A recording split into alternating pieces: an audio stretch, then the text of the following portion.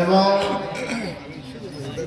কুমিল্লা এবং চাঁদপুরের বিশেষ অংশ নিয়ে আজকের এই আয়োজনে বহু শত হাজার মসজিদের ইমাম সাহেবগণের উপস্থিতি, বিভিন্ন আলিয়া মাদ্রাসার প্রিন্সিপাল, মুহাদ্দিস এবং সহকারী শিক্ষকবৃন্দের এই আনাগোনায় এই খতমটা আজকে রঙময় হয়েছে। এই জন্য আল্লাহর দরবারে জবান খুলে শুকরিয়া আদায় করি। সকলে বলুন আলহামদুলিল্লাহ।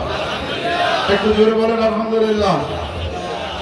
উপস্থিতি লম্বা কথা বলার তো যেহেতু সুযোগ নাই, শুধু একটা কথা বলবো। অনেকগুলো খতমের সমাবেশ আজকে এখানে, খতমে জালালি, খতমে ইউনুস, খতমে আম্বিয়া, খতমে তাহলিল, দরুদ আলিয়া, সর্বোপরি কোরআনে কারীমের খতম এখানে অনুষ্ঠিত হয়েছে। এতগুলা খতমের সার সংক্ষেপ রেজাল্ট হচ্ছে। এর বদলতে আমরা দেখতেছি বাংলাদেশের আকাশে একটা কালো মেঘের থাবা ঘুরতেছে।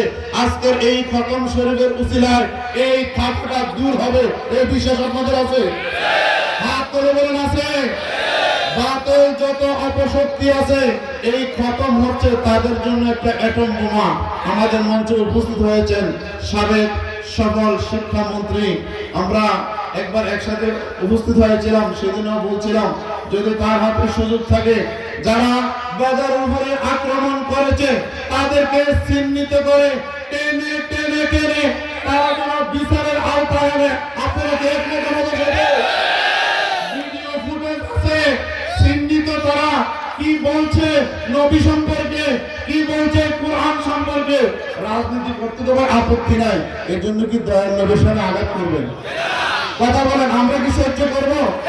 হাত তুলে বলেন, আমরা কি সহ্য করবো? আমরা সহ্য করবো না।